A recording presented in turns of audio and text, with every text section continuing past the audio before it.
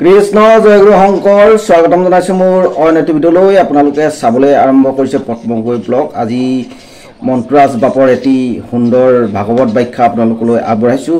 আপোনালোকে ভিডিঅ'টো শেষলৈকে চাব বুলি আশা কৰি আজিৰ ভিডিঅ'টো আৰম্ভ কৰিছোঁ। কৃষ্ণ কণ্ঠৰ পৰা দ্বাদশ কণ্ঠলৈ ইমান জানিবৰ প্ৰয়োজন নাই, মূল কথাখিনি জানিলেই হ'ল। যি কি নহওক, কৃষ্ণ এখন গাঁৱত ভগৱন্তই গাঁৱৰ মুৰব্বীজনক সপোনত দেখুৱাই দিলে, অহাকালি মই তোমালোকৰ গাঁৱলৈ যাম। ৰাতিপুৱাই সেই গাঁৱৰ মুৰব্বীজনে গাঁৱত জাননী দি দিলে যে আজি আমাৰ গাঁৱলৈ ভগৱন্ত আহিব। সকলোৱে বাট পদূলি চাফ চিকুণ কৰি ধূপ ধূনা লৈ ভগৱন্তক স্বাগতম জনাবলৈ সকলোৱে ৰৈ থকা হওক। সকলোৱে সেই মুৰব্বীজনৰ কথা মান্যতা কৰি সকলোৱে বাট পদূলি চাফ চিকুণ কৰি ভগৱন্ত আহিবলৈ অপেক্ষা কৰি ধূপ ধূনা লৈ ৰখি আছে। এই প্ৰাসংগিক কাৰণে কথাখিনি কৈছোঁ। বহু সময় হ'ল ভগৱন্ত অহা নাই, সকলোৱে বাট চাই আছে। সেই অঞ্চলতে এজন পাগল আছিলে, নাম হ'ল যদু। সেই যদুৱে 11মান বজাত আহি পেলাই প্ৰথম আহি সেই মুৰব্বীজনৰ গৃহত প্ৰৱেশ কৰিলে আৰু সেই মুৰব্বীজনে ক'লে, সেই যদুক সোমোৱাৰ লগে লগে মই চমু কৰিছোঁ, অ' যদু, তই আজি সেইখন গাঁৱৰ পৰা ঘূৰি আহগৈ যা। আজি আমাৰ গাঁৱলৈ ভগৱান আহিব।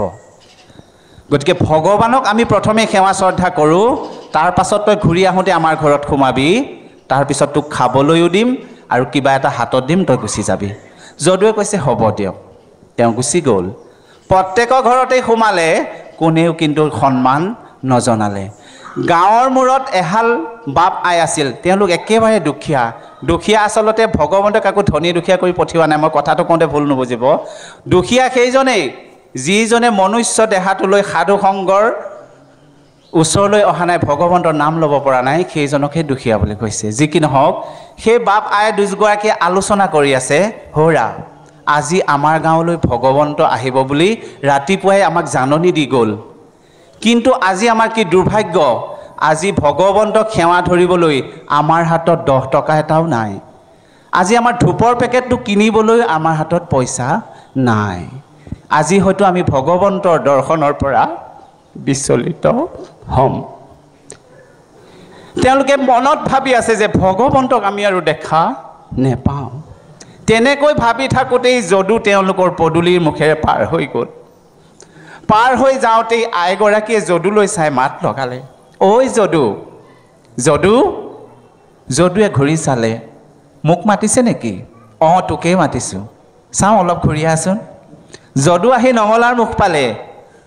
যদুক ক'লে, তই যদি বেয়া নেপাৱ তোক কথা এটা কম, মানিবিনে? যদুৱে ক'লে, সেই কিয়নো তেনেকৈ কৈছে? মোক যদি মানিব পাৰোঁ মই নিশ্চয় মানিম, কওকচোন। তোক কৈছোঁ শুন, আজি আমাৰ গাঁৱলৈ ভগৱন্ত আহিব।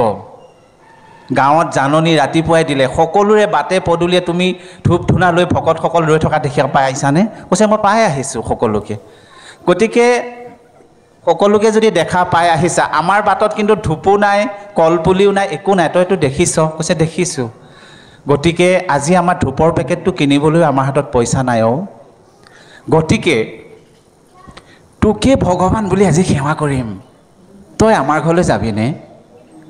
যদুৱে ক'লে, হে ৰাম, মোকে ভগৱান বুলি আকৌ কিয় ভাবিব লাগে? মোক সকলোৱে পাগল বুলি খেদিয়েই দিলে, পিছতহে সোমাব দিছেহি, তোমালোকে আকৌ মোক ভগৱান বুলি কিয় মানিছা? কৈছে, নহয়, ভগৱন্তই আমাৰ ঘৰত নাহিবও পাৰে, আমাৰ আজি ধূপৰ পেকেট কিনিবলৈ পইচা নাই, কিন্তু ভগৱন্তক সেৱা ধৰিবলৈ আমাৰ মনেই আগ্ৰহী হৈ আছে। কিন্তু ভগৱন্তই হয়তো আমাক দৰ্শন নিদিব, সেইকাৰণে তোকেই ভগৱান বুলি আমি সেৱা কৰিম। যদুৱে কৈছে, হ'ব, তোমালোকে যদি মোকে ভগৱান বুলি ভাবিছা মই নিশ্চয় পালন কৰিম। যদু তেওঁলোকৰ চোতাললৈ গ'ল, সুন্দৰকৈ পীৰা এখনত আনি যদুক ভৰি হাত ধুৱাই দিছে। ভৰি হাত ধুৱাই দি যদুক কৈছে, সেই যদু, ধূপৰ পেকেটটো কিনিবলৈ আমাৰ হাতত পইচা নাই আৰু তোকনো কি খুৱাম?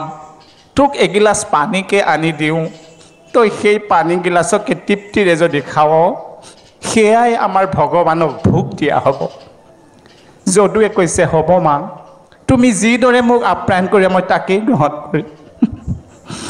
পিছত আইগৰাকীয়ে যদুৰ চৰণ ধোৱালে, বাপজনেও ধোৱালে আৰু পানী গিলাচ আনি আনি যদুক ভক্তিভাৱেৰে গ্ৰহণ কৰিবলৈ দিলে আৰু যদুৱে সেই পানী গিলাচ ভক্তিৰে গ্ৰহণ কৰিলে আৰু দুইজনাই তেখেতৰ চৰণত ধৰি সেৱা ধৰিলে হে প্ৰভু তোমাৰ দৰ্শন আমি আজি বঞ্চিত হ'লোঁ এই যদুকেই আজি তোমাক বুলি ভাবি সেৱা ধৰিছোঁ প্ৰভু তুমি কৃপা কৰিবা যদুক সেৱা ধৰাৰ লগে লগেই যদু চতুৰ্ভুজ ৰূপ লৈ ল'লে মাধৱ ভকতৰ পুৰু মনোৰথ গতিকে আপোনাসৱে সদায় কীৰ্তনত গাই আমি কোনো মানুহক ড্ৰেছ পোছাকত লৈ কমেণ্ট নকৰিব সকলোকে ভগৱন্ত বুলি ভাবিব ঈশ স্বৰূপে হৰি সবকতে বহি থকা ৰাম মুহুৰ